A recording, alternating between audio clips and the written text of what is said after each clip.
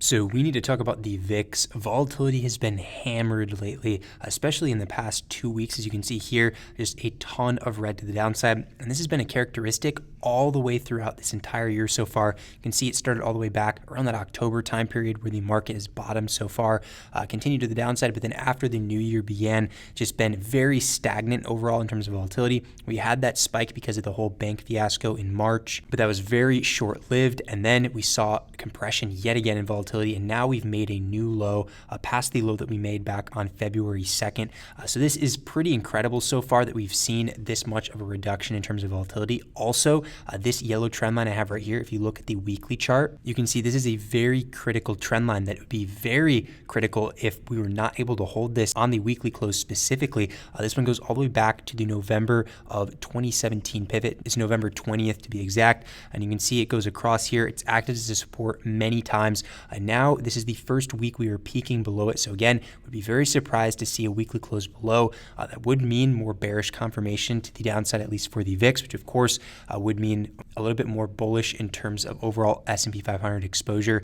So continue to watch this into Friday. Going to be very interesting to see if this does close below.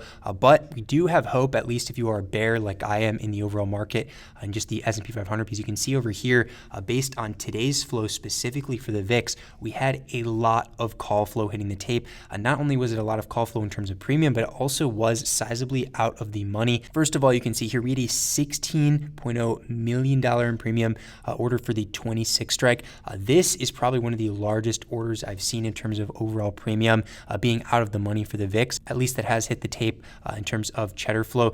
So this is a very, very rare order, 94,155 contracts. This is a large order overall. You can see here in order details, it is above the ask as well.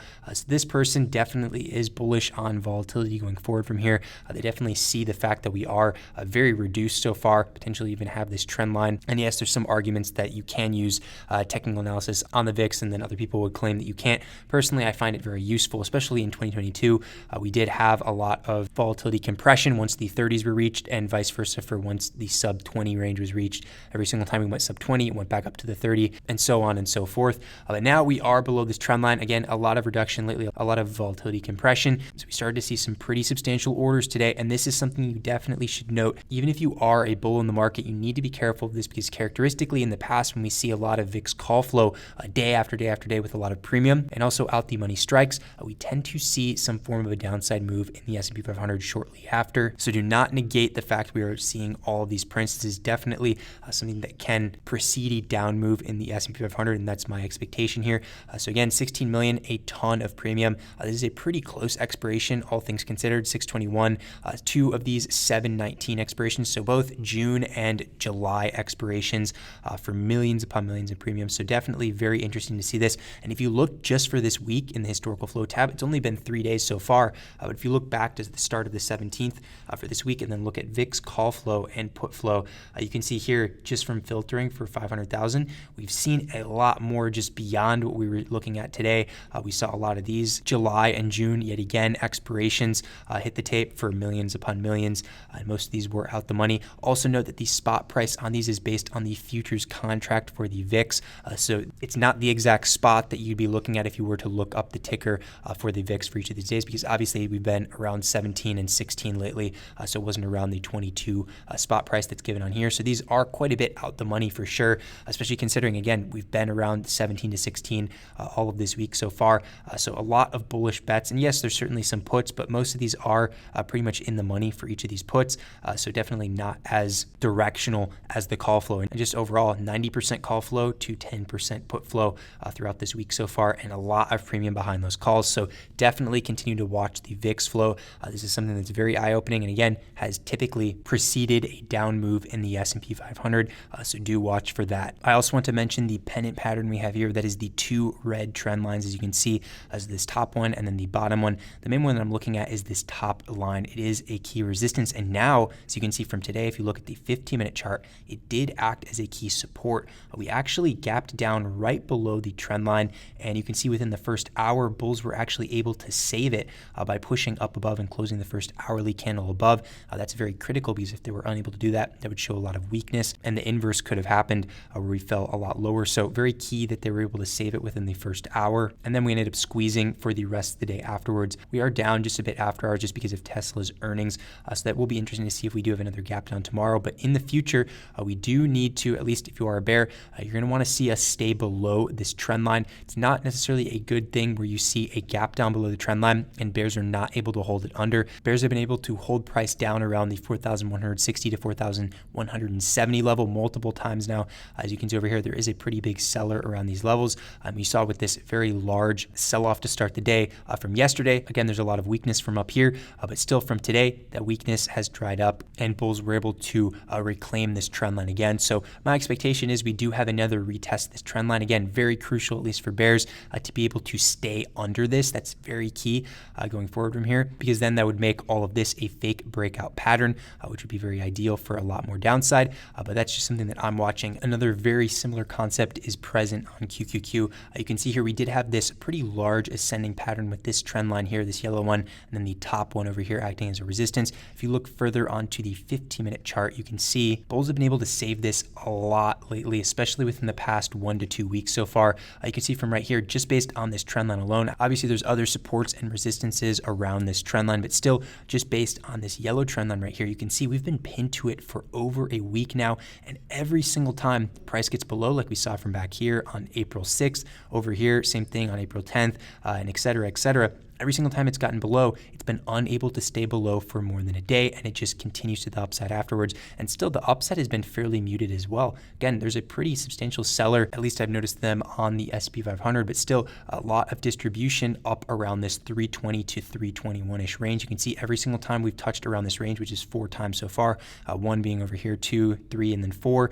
All of those times, we've seen a hard rejection around that level. So it wasn't just consolidation and then like a minor sell-off after. It's been a hard rejection each time, but still bulls have been able to prop it back up after falling below the trend line each and every time. The same thing was the case again today. You can see we were able to gap down below, and then it just continued to grind higher afterwards. So again, in the future here, I want to see price stay under this level, especially for 2 days. Bears have been unable to keep the price below this level for more than 2 daily closes. That would give me confirmation of a lot more downside if that were to be the case. So that is something that I'm watching here in the future. Also, speaking of tech, Microsoft actually looks like a very nice short. Now, you do have to be very careful. You can see over here on TradingView that there is earnings, and that is next Tuesday, the 25th of April. So I never like to hold, especially like a larger position through earnings, especially even if it's a close expiration. That's just a lot of risk that I don't want to take, but I am eyeing this for a potential short opportunity, and there's a few reasons why here. So one being the fact we are within a channel right now. It's a pretty wide channel, but still a channel nevertheless. You can see over here, this yellow trend line is the support of the channel. We've tested this a few times on the way up, and the same thing applies for this resistance. This has acted as a resistance numerous times on the way up, and we are right on the resistance right now. And we also are within a distribution pattern. So you can see here, this consolidation is a form of a distribution pattern. And the reason why I say that is it's not similar to just normal consolidation. It's first of all consolidating right under this trend line. Again, this trend line is key. It's part of the channel that we've been within for a while now, just like I said before. And then 2, Microsoft's also attempted to break out of this channel multiple times. For example, this daily candle on April 6th, followed by another daily candle close above on April 10th, and it was unable to have continuation above it. So typically what that means is a sign of distribution. We had a large gap down afterwards showing weakness, and it didn't continue down after that. It just continued to be pretty stagnant and consolidate in a pattern. It attempted again over here on April 13th to break out of the pattern. It closed the daily candle above the channel, but again was gapped down that day following. A lot of this is due to QQQ also consolidating, but still it's attempted to break above and has been unable to so far. So that's a sign of distribution and potential weakness ahead. And it actually reminds me very similar to SPX back around I believe it was the May or June time period of last year. And I'll show you an example. Yeah, I have it highlighted right here in this box. It's a perfect replica basically of what Microsoft is doing right now. Just Microsoft has more daily candles in its structure, but here a perfect distribution phase. You can see we had consolidation in a tight range, an attempted breakout over here right in the middle. This was on June 2nd. Also, again, another attempted breakout on June 7th, and then it continued to the downside after that because it was unable to break out of its consolidation, and then had a hard rejection down. And it doesn't have to be this hard for Microsoft. It doesn't have to mimic it exactly, but it's a fairly similar pattern that we're seeing on Microsoft. So as you can see here, similar pattern of distribution. Same pattern here for Microsoft with, again, an attempt in the middle here to break out and another attempt later on, and then we're still getting rejected. So as of now, this seems bearish. Again, there are some more risks with earnings. There even is a potential that we consolidate into earnings, and that's kind of what it's waiting on. So I don't personally like to hold through earnings that much, but if we still are within this consolidation phase right below the channel, maybe even after earnings, or enter a smaller form of position now with some more afterwards, then I think this could be a very ideal short setup, at least in terms of risk reward, because there isn't as much risk. A risk would be being able to close the weekly above the channel, with reward being, especially if you buy longer term contracts on it, a reward can be all the way down around 260 to 264, this range, because as of now, it has been respecting this channel all the way up since around that November time period. So this is something that I am looking at. One more thing I'm looking at is the dollar. Again, I mentioned in the weekly prep video on Sunday on this YouTube channel, which, by the way, subscribe below if you haven't yet. We do these every Sunday and Wednesday if you are new here. So you can see there's a potential for a double bottom. I mentioned this on Sunday. Again, we need confirmation above this yellow trend line. This trend line is very key. You can see we've retested it actually 3 times so far. It's been rejected, but it hasn't been that hard of a rejection yet. It's been pretty stagnant around the range, so there's still potential we can attempt to break through this level in the future, which would be very ideal. I'd like to see some dollar strength here for potential equity weakness going forward. But again, I need to see a break above this trend line to confirm a double bottom pattern is valid. And then if we did get that break above, especially on the weekly candle, I would set my sights on another retest of this supply zone up here in this 104.5 to about 105.5 range. So that'd be very ideal to see a break above. And again, that could bring a lot more weakness to equities. So right now the dollar is in a very critical place, especially if it's able to break above. So I am watching this as we go forward from here. And other than that, continue to watch the VIX flow specifically. If that's anything you have to take from this video, very rare to see flow like this, especially in a single day. More or less, we've been seeing flow, not quite as much as we saw today, but still a decent amount of VIX call flow the last couple days now. So continue to watch this, especially as VIX has been selling off for quite a while. Today was VIX expiration, so that can alleviate some of the sell pressure on volatility, especially after a lot of those contracts expired in the AM today. So there's a potential for a uptick in vol, especially going into the next 1 to 2 weeks. So watch that trend line I showed you on the VIX, especially if we're able to hold on this weekly candle, and I will see you guys next time on Sunday.